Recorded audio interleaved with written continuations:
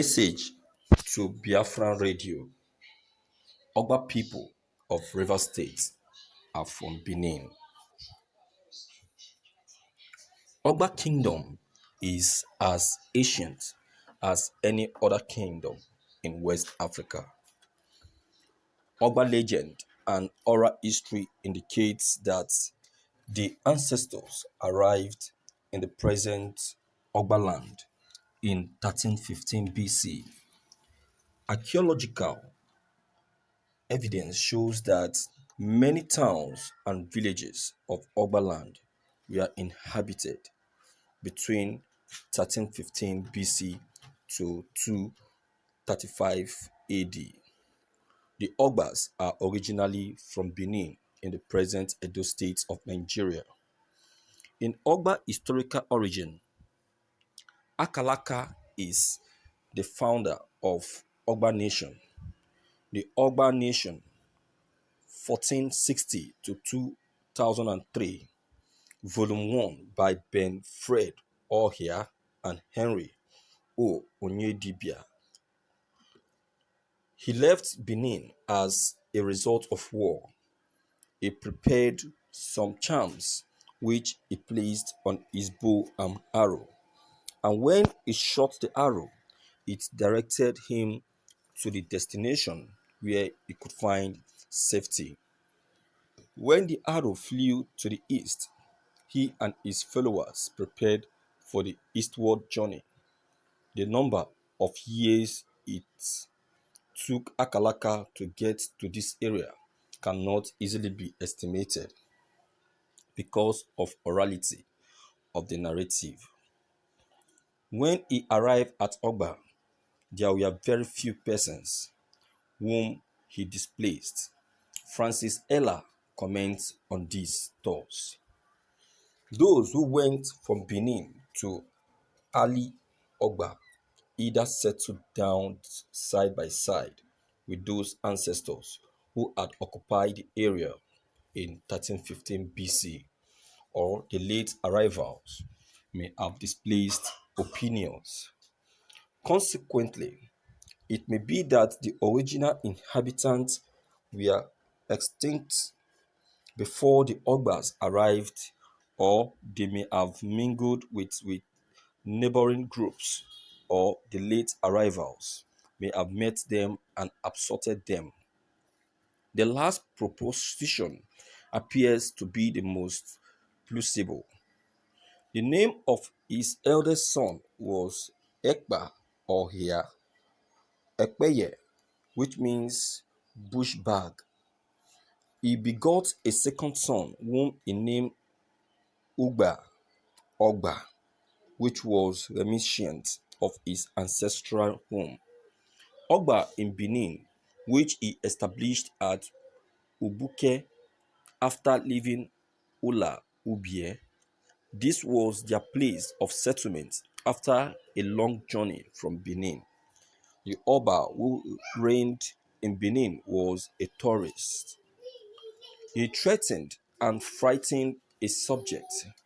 He used powerful and influential chiefs in his kingdom to perpetrate his evil acts in the kingdom. At the peak of the state of anarchy and insecurity resulting from Ogba Ewuare tyrannical reign, Achalaka felt the desire to flee with his supporters. Achalaka left Benin in the turbulent reign of Ewuare,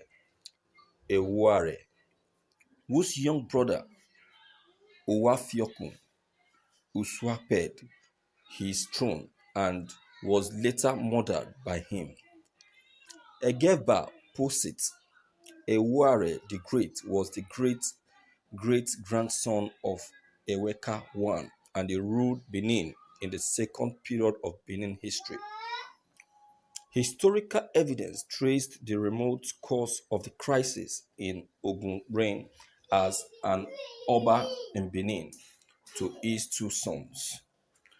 The families of the empire, Ezunwaha and Edaika, the two princes, loved each other dearly. Ezuwaha, the second son, would send presents of yams from Iowa, where he was a chief, to his brother Kuoboyawa, and whenever Ezuwaha visited Uselu, where Kuboyawa was the Edaika, they would embrace each other affectionately. But a day came when Ezuwaha was very indignant because Kuboyawa called him a bushman by sending him farming tools, axe, hoe, and machete, or on return for his own present of yams. Thus, hatred and jealousy replaced the love that had always existed before, and they poisoned each other and they died on the same day. No one summoned up courage to tell the sad news to Eware, but Akaramono, the royal jester, put it in form of parable. "Oh, your majesty," he said, "it rains at Iowa, but it does not reach Benin City." The Oba could not understand the meaning, so the elders sent the aged Ihama to explain it to him. Ewuare, on receiving the bad news, wept bitterly for his sons. He told the town criers to announce the news to the people and ask them to mourn the death of his sons with him. He also made a strict law forbidding everyone in the land to have sexual intercourse, wash, and or dress up for 3 years.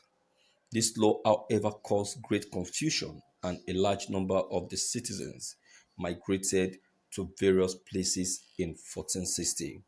In the country, Achalaka, of the lineage of Ekaladaha, who was banished from Benin in the first period of the foundation of the empire, migrated out of Benin with his followers and later founded Ogba in 1460. Though from archaeological data there were inhabitants who were in the land before the arrival of Achalaka and his men. They may have been displaced forcefully by Achalaka or voluntarily withdrew at the sight of the new settlers in the land.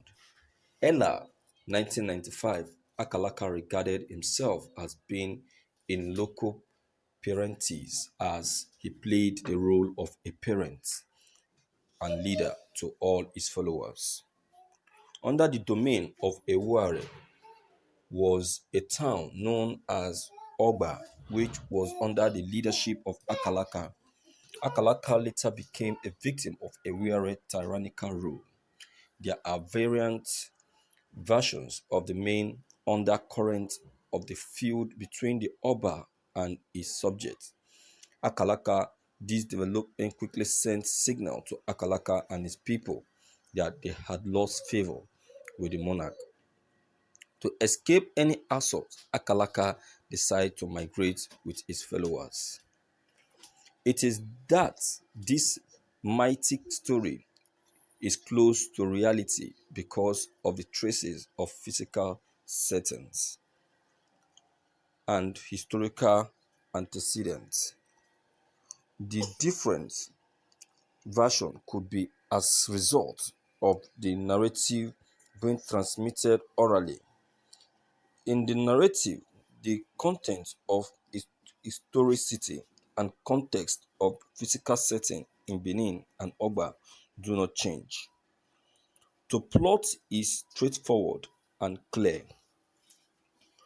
Oba Eware is personified as a guru in Ogba folklore and is believed to be a giant, as there may have been no person of his size in the whole Benin kingdom. To crown it all, he was said to have created lakes wherever he had passed in Benin, and such lakes and other marks he left in Benin are still there till the present time. Due to his size and character, It was feared by the people who lived in its time. In the might, Achalaka was confronted by a problem, the conflict between his grandchildren, the children of Ogba and Ekbeye. As a result of the conflict, Ogba's son killed Ekpeye's son. Ogba had a premonition that his elder brother Ekpeye might wreak vengeance, and therefore he decided to abandon their original settlement for a new site at Obigwe after wandering in Igbo land and Eche for about 60 years. Thank you for listening to this news. Well, viewers, based on the history that you have just listened to now, believe you me, there is no difference from what has just been said. There is no difference at all. The truth is that these people, these people are one. These people are one. You see, you can come from any place that is migration. The land given to you to farm and survive is still owned by the donor. Ogba is Igbo land, and the donor, by part of traditional Igbo hospitality to protect strangers, allowed you and absorbed you. Your hatred of the donor and your inability to appreciate the kindness shown is bad. Your continuous singing you are from Benin does not and can never make that land Benin land. Get this fact. You can claim anything. Even Igbo tradition allowed a son born at home by their unmarried sister to own land among true sons. Whatever is the case, stop disturbing people with your stories of ancestry. No one is asking you to go to Benin land. All that you have was given by Igbos. We owned the land and absorbed you, gave you food and culture. Let it be. One love kept everyone together. So, viewers, what's your own take?